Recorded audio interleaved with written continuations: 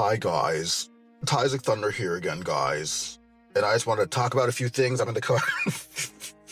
I want to touch upon something that I started to get into in my last video when I spoke about WWE in this example and unexplored territory and how it feels like the company is just so safe and scared to explore new things. I'm going to give you some examples of what I mean by that and what could be done, because I feel like sometimes when I get on here and criticize, people just assume I'm just like the biggest hater on the planet and have no alternative or have no ideas to support the claim, whatever. But let's talk about unexplored territory and just whatever creative writing, all that stuff, because I still maintain that the biggest problem in the WWE is the creative team, or something's not happening, something's not working back there with how they formulate the results of what they're going to go with, whether it's Triple H knocking down ideas, because we did see an Unreal. Somebody had one good idea around the Royal Rumble of how Chelsea Green would have won. If you know, you know, if you saw it, whatever.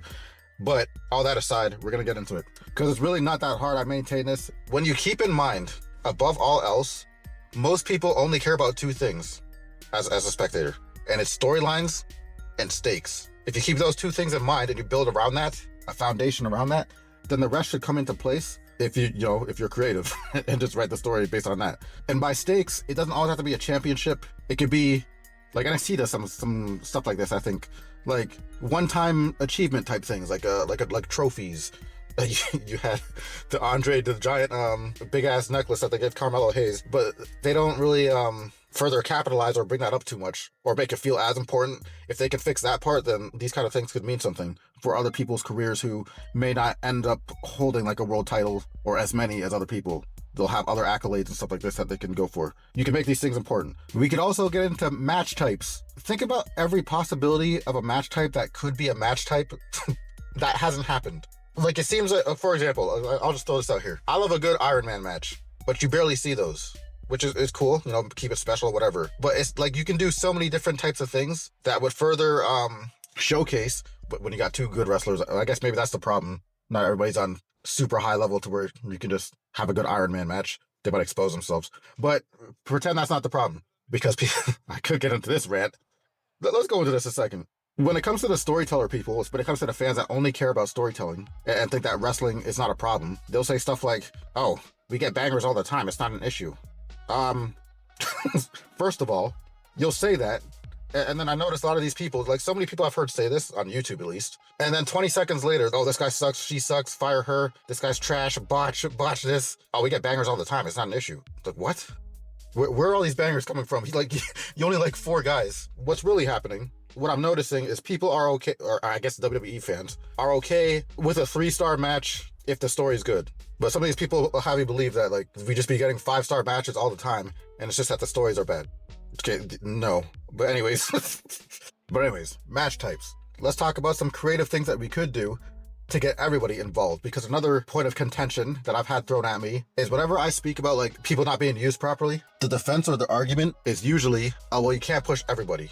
And it's like, okay, mathematically speaking, obviously not, but you can definitely make things feel more realistic, because at the moment, typically you can look at a wrestler and identify what state they're in, as far as like, are they in a state of being pushed or are they in a state of being a jobber, to the point where you see the match card and you just know who's gonna win. The Miz, I spoke about The Miz a little bit. The Miz, I might put this clip in here, how ridiculous this was.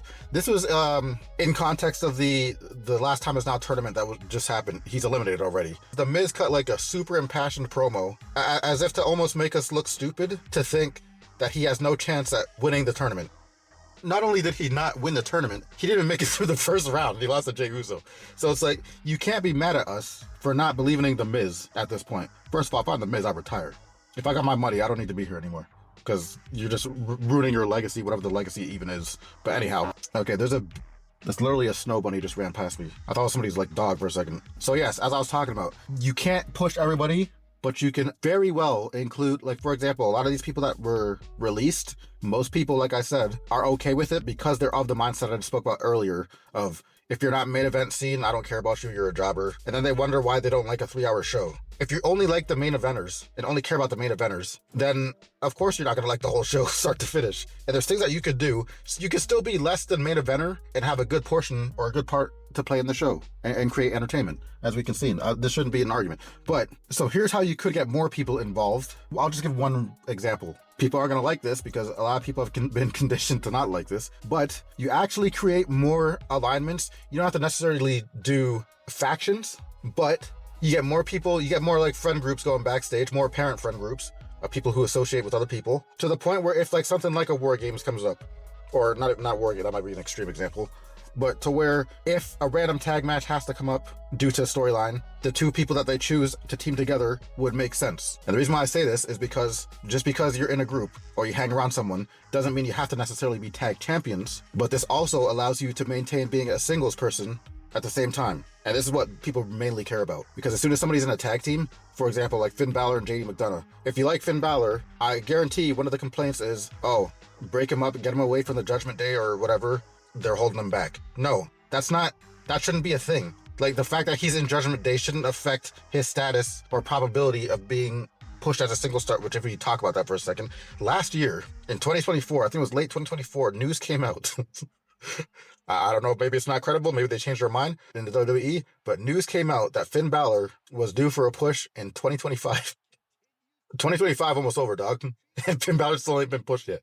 But anyways, like I was saying, your existence in a faction or a team should not affect your ability to become a single star.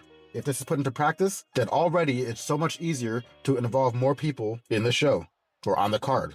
People don't just go missing forever. They can have like a little part to play in a group. They're not to be the main focus of attention. It can cycle around to them at whatever moment, but when it does happen, it doesn't feel as random.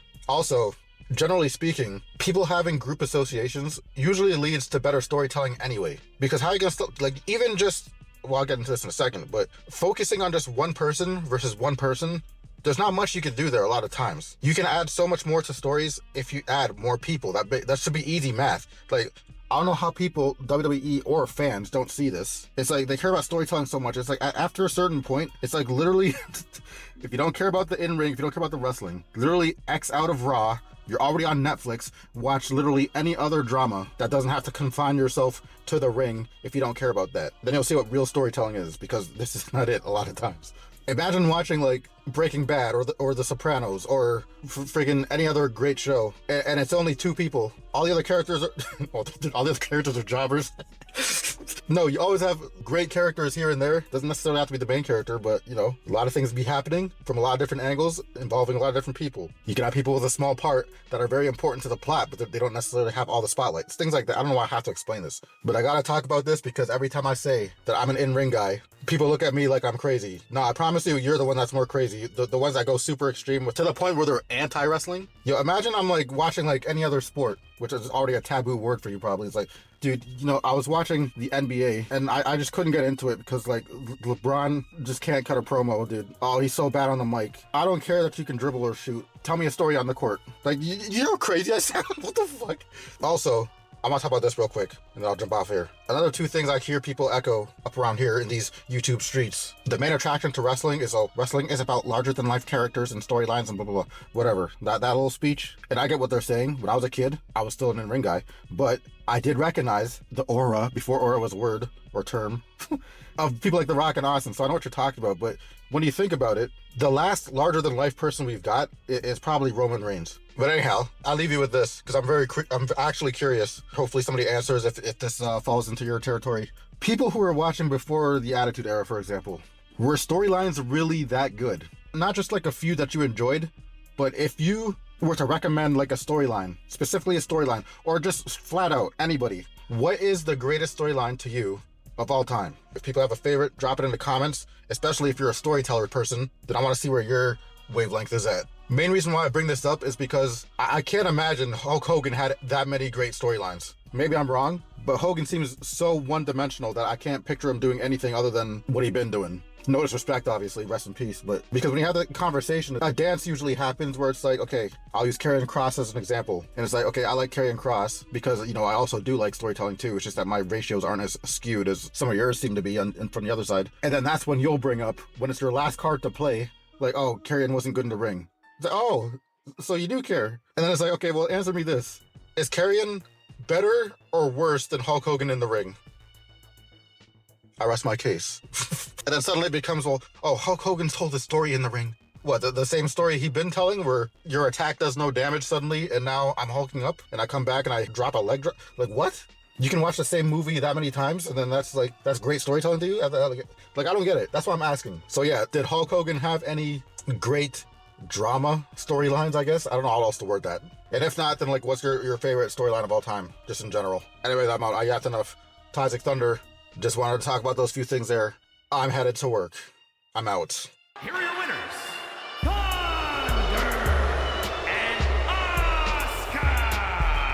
Asuka closes the door for the team. Put that match in a museum or a textbook so future teams can study to learn this craft.